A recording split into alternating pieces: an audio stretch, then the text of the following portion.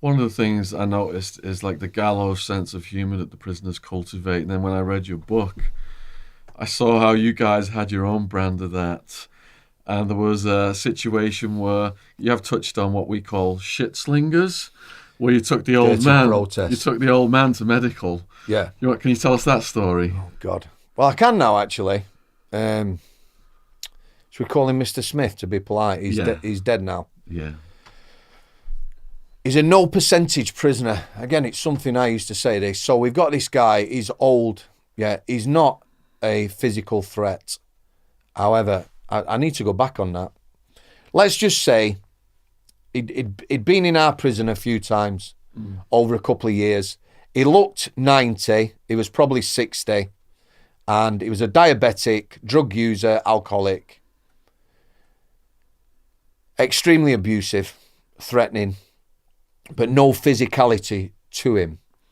The few times we had him in prison, he was either in segregation unit where they actually have dirty protest cells.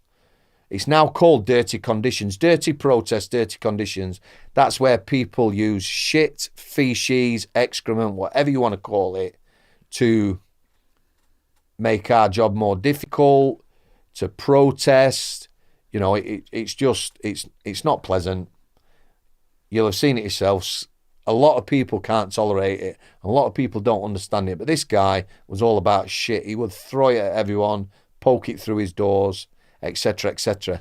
Again, he was another guy who didn't present a physical threat to officers. You were never going to be laying hands on him because of his frailty when he was in prison and his looks, basically. And also, a lot of his, when he was on healthcare in particular, a lot of his aggression and malice was aimed at the nurses. However, he did, some years before, stripe a nurse in a Manchester hospital. When I say stripe a nurse, he had a blade, he was taken to hospital from prison, and he opened a nurse's face. Strike me when you've got two razors next to each other. Yeah. It might not have been stripe, but it might have been a single blade, but he opened a nurse's face off. Properly.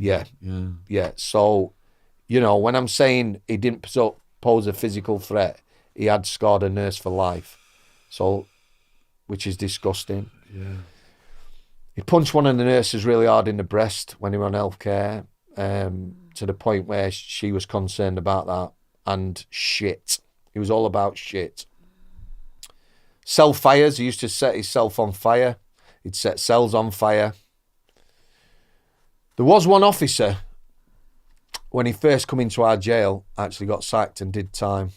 The reason I'm telling you now is because it left a nasty taste with all the officers who knew this guy. So you imagine now you've got somebody highly manipulative, chucking excrement, feces, shit about, setting things on fire. Well, at this time he was in the segregation unit. So this lad was on nights all week. On nights, you have a cell key in a special pouch. If you unlock a cell with that key, you have to fill paperwork in. So no staff on nights can go into a cell. In the day, obviously, a big bunch of keys. Anyway, we aren't going into much too detail. He gave this officer, who was very stressed, he worked in the segregation a long time, he gave him a hard time. And this officer ended up punching him, right? So we're talking about one punch. Not acceptable. I'm not saying it's acceptable, but it was pursued and the officer actually did time, 18 months, I believe. Yeah. He lost his job. Now I hope that guy at some point sues the prison service and gets a lot of money. He wasn't a bad lad, and one punch, 18 months and made an example of. And, there was no need for it to go that far. That's either. Silly, yeah. It is. Funnily enough, they both ended up at Forest Bank in the segregation unit together. So Smith, who he'd punched, and the officer who punched him, were actually both in the segregation unit. But what I do know is that the staff at Forest Bank, whilst that guy was there, did look after him. He wasn't treated like scum because he was a prison officer. So, anyway, Smith, this day, pisses me off now. This day, I'm working with Webby. Now, Webby is retired now. Webby was 60-something, which is, he's still young for a prison officer.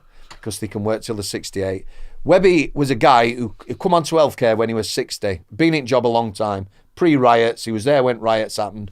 But what Webby was when he come onto healthcare, he says, no, nothing about mental health, nothing about self-harm, nothing about this unit.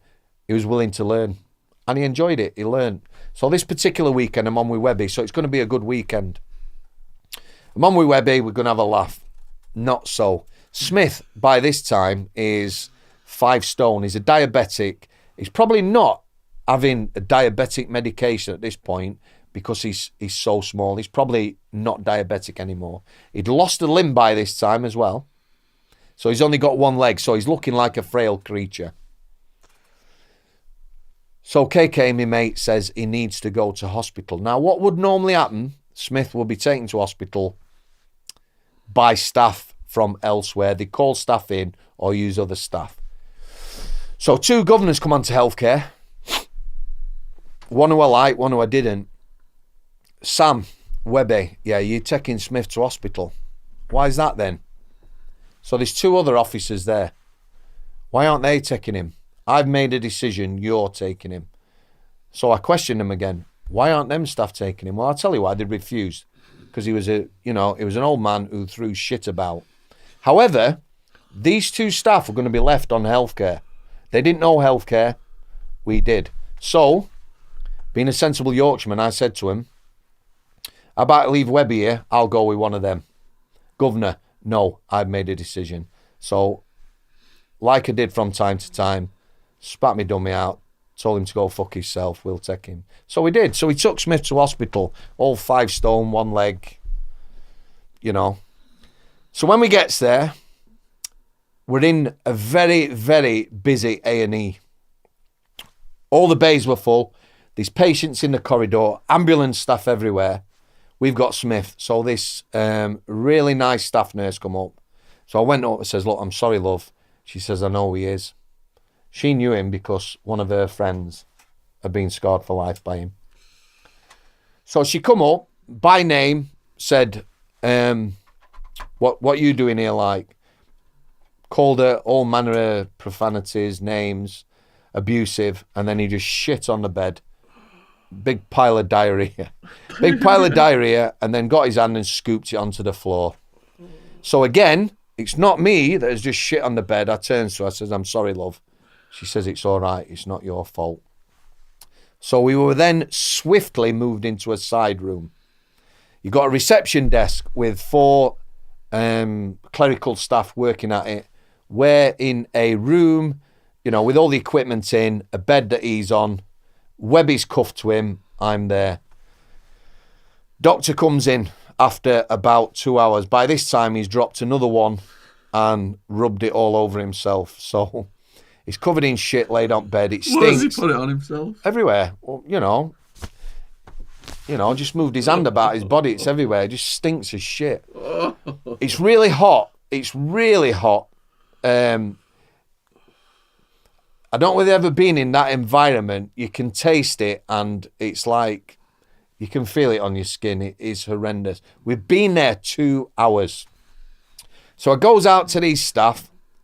I said, can you find out, please, whether this doctor's coming? So these staff are rather rude. Tell me to shut the door because it stinks, which it did. So I went back in. Webby says, what did they say? So I told him. So I opened both doors. So we're now in this room with both doors open. Anyway, within minutes, this doctor's here. So the doctor's coming to me. He says, we're going to need to take bloods. He's refusing. He's calling doctor old names under the sun. He's spitting. I don't know how to say this expression. When you grab up, you bring spit and God's phlegm. Hawking phlegm. Hawking phlegm. He is hawking phlegm up and trying to spit it at the doctor. He's still covered in shit. He's got shit on his hands, under his fingernails. He stinks. So the doctor says, can I have a word outside? He says, right, I can't discharge him without taking bloods because if he dies, we're in trouble. Is there any way we can take bloods from him? Says to Webby, repeated it, yeah. So Webby's left now, so I can say this. However, it weren't a bad thing. It might look bad to the public if they saw it in a documentary. Webby puts a sheet over his head so he can't hawk phlegm. Yeah, I pinned him to the bed, which didn't take a lot of doing. You know, he's 5 stone with one leg. Doctor come in, got his vein, took bloods, away he went. Came back. He says, yeah, he can discharge him. At that time, staff had just arrived. That was 4 hours, me and Webby, in a little room, stinking of shit. You know, it just wound me up. And what was worse, when I got back to the prison, I found out that the healthcare had been locked down all day, which means nobody would be out because the staff who were on there refused to open them up because they didn't know them. So, you know, that is a bit of the sort of, the actual situation. We did have a laugh about it, me and Webby. Yeah. You know, he says you need to put this in the book, joking, because it weren't even it was a little tiny idea then. Yeah. But that was made worse by the fact that staff had refused. The governor forced us to go. And then when it gets back, the actual unit where I worked had been locked down all day. Yeah. So, not good.